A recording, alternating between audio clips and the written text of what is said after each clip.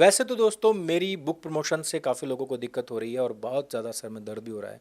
लेकिन अच्छी चीज़ है, कोई बैटिंग एप्लीकेशन नहीं है, प्रमोट तो मैं करूँगा और अभी तो और ज़्यादा करूँगा, क्योंकि अब आने वाला है एक ऐसा टाइम जब आपको इस किताब की बहुत ज़्यादा ज़रूरत पड़ने वाली है। तो free delivery, cash on delivery और किश्तों में अगर लेना चाहते हैं तो उस पर भी, और ख़ास तौर पर अमेज़न से अगर ख़रीदना चाहते हैं और उसमें भी एक बड़ी भारी छूट के साथ खरीदना चाहते हैं तो लिंक डिस्क्रिप्शन और पिन कमेंट में दे दिया है। वहां पर जाकर आप इस किताब को खरीदें, पढ़ें और दूसरों को भी प्रेरित करें।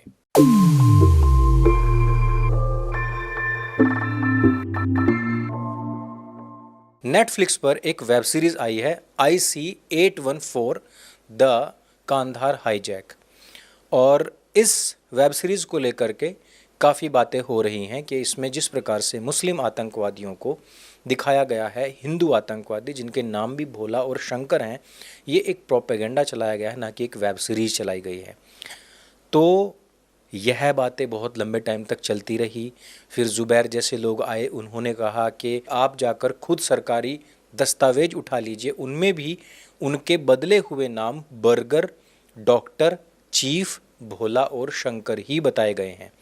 वहाँ पर उनके जो रियल नेम थे वो साथ में लिखे हुए थे, लेकिन इस वेब सीरीज़ के अंदर असली नाम बताए ही नहीं गए हैं।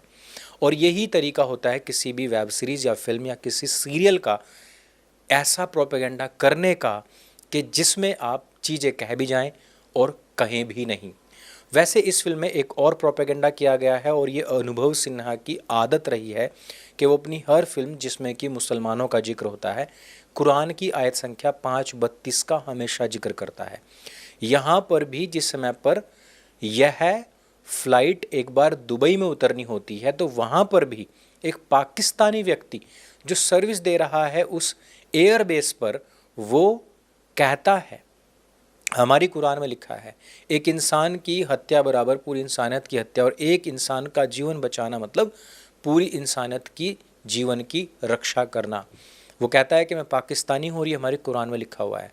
लेकिन दोस्तों इसके ऊपर मैंने काफ़ी टाइम पहले एक शॉर्ट वीडियो बनाया था और मैंने बताया था कि किस प्रकार से यह जो आयत है वो यहूदियों की न्याय की किताब तलमुद से एज इट इज़ उठाई हुई है, और वहाँ पर ऑलरेडी ये लिखा हुआ था, लेकिन मुसलमानों ने अपनी कुरान में इसको वहाँ से उठाकर लिखा। फिर दूसरा, मुसलमान ये कहते हैं कि तुम हमारी कोई भी आयत उठाकर उसको क्रिटिसाइज़ तो करते हो, लेकिन आगे पीछे की आयतें नहीं पढ़ते हो। जब मैंने पहली बार ये बात अब से तकरीबन 5 साल पहले बोली कि भाई 5:32 के आगे और पीछे की जो हम आयतें पढ़ते हैं, यानी कि 5:31 और 5:33, उसमें भयंकर खून खराबा लिखा हुआ है, और वो भी काफिरों मुशरिकों के खिलाफ ही, तब ये लोग दहाड़े मारकर रोने लग जाते हैं। तो अनुभव सिन्हा ने इस पूरी की पूरी वेब सीरीज़ में प्रोपेगेंडा पर प्रोपेगेंडा पर प्रोपेगेंडा परोसे हैं, लेकिन फिर भी ये वेब सीरीज़ पास हो जाती है। और दूसरी तरफ इंदिरा गांधी के दोनों चेहरे, यानी कि उसका ह्यूमैनिटेरियन चेहरा भी और उसका वो तानाशाह चेहरा भी दिखाने वाली तथा खालिस्तानियों की असलियत बताने वाली कंगना रनावत की जो फिल्म आ रही थी इमरजेंसी, जिसको 6 सितंबर को रिलीज़ होना था, उसकी रिलीजिंग डेट पीछे हट जाती है क्योंकि सेंसर बोर्ड उसके ऊपर और ज़्यादा कैंची चलाने की बात करता है, और बीजेपी की ही सरकार है और बीजेपी का ही मनोनीत या चयनित या नियुक्त सेंसर बोर्ड का अध्यक्ष है। लेकिन फिर भी ये सारी चीज़ें चलती रहती हैं और हम सब लोगों को ये इस प्रकार की गंद कंज्यूम करनी पड़ती है। लेकिन अगर देखना चाहें तो नेटफ्लिक्स पर आप आड़ू जीवितम भी देख सकते हैं, और अगर आप चाहते हैं कि आड़ू जीवितम में क्या बताया गया है, किस प्रकार से भारतीय मुसलमानों को उस यूटोपिया में नहीं जीना चाहिए जो उसमें वो जीते हैं कि हमारे 56 देश, हमारे 57 देश हैं, किस प्रकार से नजीब को मुसलमान ही पेल देते हैं, रेल देते हैं, और नजीब एक दिन ये कहने के लिए मजबूर हो जाता है कि मैं किसी अल्लाह में विश्वास नहीं करता। तो मैं कोशिश करूँगा कि उसके भी एक छोटी सी वीडियो आपको बना करके दूँ, ताकि आप समझ सकें, उस फिल्म को देखें या ना देखें, लेकिन ये समझ सकें कि किस प्रकार से भारतीय मुसलमान एक बंद निकाय में, एक बंद ब्रैकेट में जीते हैं, एक बुलबुले में जीते हैं और उस बुलबुले से बाहर कभी निकलना ही नहीं चाहते, जबकि उसकी सच्चाई उनको तब मालूम पड़ती है जब वो इस्लामिक कंट्रीज़ में जाते हैं। लेकिन यहाँ पर अनुभव सिन्हा IC 814 में इस्लामिक देशों को मानवीय इंसानियत से भरा पूरा दिखाने का प्रयास कर रहे हैं। हालांकि मैंने अपनी किताब ढाई मोर्चे के चक्रों में ऑलरेडी ये बात बताई हुई है कि किस प्रकार से रमज़ान के महीने के दौरान मुसलमान खास तौर पर जिहाद लड़ते हैं और हिस्ट्री में कब कब वो लड़कर आ चुके हैं। हम लोग उसको पवित्र महीना समझते हैं, जबकि ये जो हाईजैक हुआ था ये भी रमज़ान के महीने में ही हुआ था और उस समय पर आतंकवादियों को छुड़वाकर शायद उनका इस्लाम मजबूत हुआ हो। पूरी वेब सीरीज में पायलट का रोल करने वाले विजय वर्मा के अलावा पूरी वेब सीरीज में किसी का भी रोल आपको रिमार्केबल लगता ही नहीं। यानी कि अगर इस्लामिक प्रोपेगेंडा के अलावा इसका निर्माण देखा जाए, निर्देशन देखा जाए, डायलॉग्स देखे जाएं, लोगों की एक्टिंग देखी जाए, एक्सप्रेशंस देखे जाएं तो पूरी तरीके से नील है, शून्य है। एक बच्चे को पेशाब आ रहा होता है और आतंकवादी उसको डांट कर बैठा देते हैं, उसका पेशाब पैंट में निकल जाता है, लेकिन चेहरे पर कोई एक्सप्रेशन नहीं होते। लोग डर रहे होते हैं, लोगों को पता लगता है कि वो हाईजैक हो चुके हैं, लेकिन वो चुपचाप बैठे रहते हैं, एक्शन बोले जाने का वेट कर रहे होते हैं। जब एकदम से आतंकवादी आता है वो कहता है कि सबके सर नीचे हो जाने चाहिए। यानी कि पूरी की पूरी वेब सीरीज में आपको पता लग जाएगा कि कब डायरेक्टर ने बोला एक्शन, कब बोला होगा कि लाइट, कब बोला होगा कि कैमरा। वो सारी चीज़ें आपको लोगों के चेहरे पर दिखाई दे जाती है। लोगों को कहा जाता है कि तुम डरो, ना कि वैसी सिचुएशन क्रिएट की जाती है।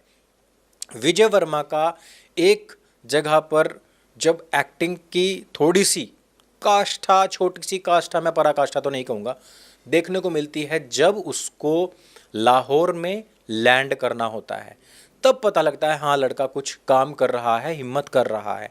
मतलब वो सब लोगों में थोड़ा सा अव्वल दिखाई दिया है।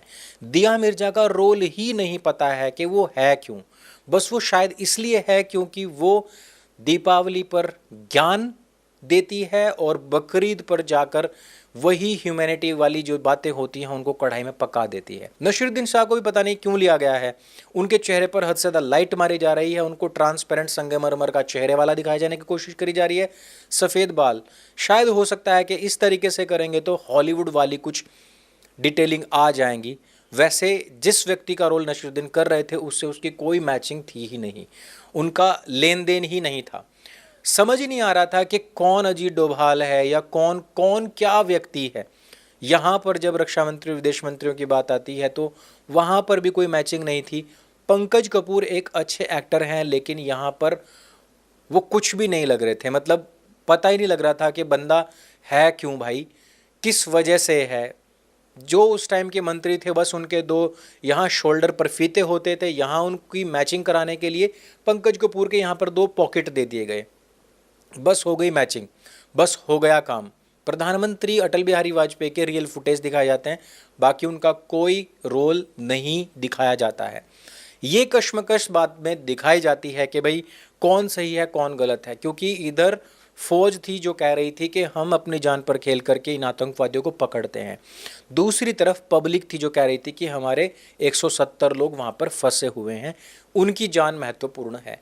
दोनों में फाइट होती है, मतलब वाक युद्ध होता है। लेकिन मंत्री साहब कह देते हैं कि भाई लड़ो मत, ये हमारी जनता है, इन्हीं की वजह से हम यहाँ पहुँचते हैं, फौज को तो देख लेंगे बाद में फिर, लेकिन चलो यार जनता को पहले बचाते हैं। जनता के लिए ये सारे फैसले लिए जाते हैं। लास्ट में फिर जैसे चार लड़के होते हैं वो खड़े होकर के दीवार के पास में जाकर और मूतते हैं, उसी प्रकार से ये लोग पानी पी रहे होते हैं लास्ट के सीन में।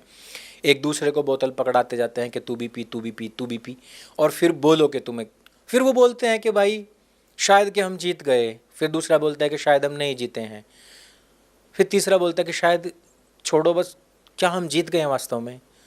अब ये इतिहास लिखा जाएगा और पता नहीं उसमें क्या कहा जाएगा कि हम लोग कायर थे, ये थे, वो थे। तो वो कश्मकश दिखा करके वहीं के वहीं चीज़ें ख़त्म कर दी गई और उसके बाद में पूरी की पूरी लाइन बचती है प्रोपेगेंडा के लिए कांग्रेसियों के पास।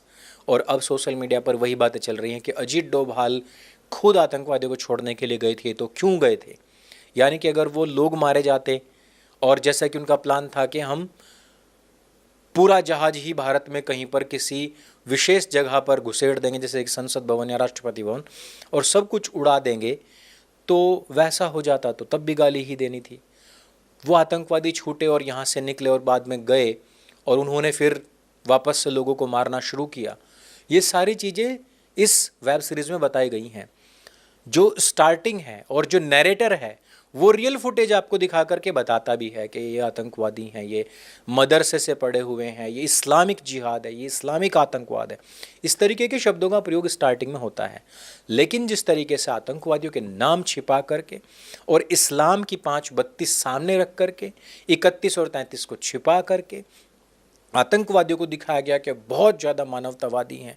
सालों तुम गिटार कहाँ से लेकर के आए थे, हमने ये पूरी वेब सीरीज़ में नहीं देखा, लेकिन आतंकवादी अंदर बैठ करके शाहरुख खान की तरह गिटार बजा रहा है।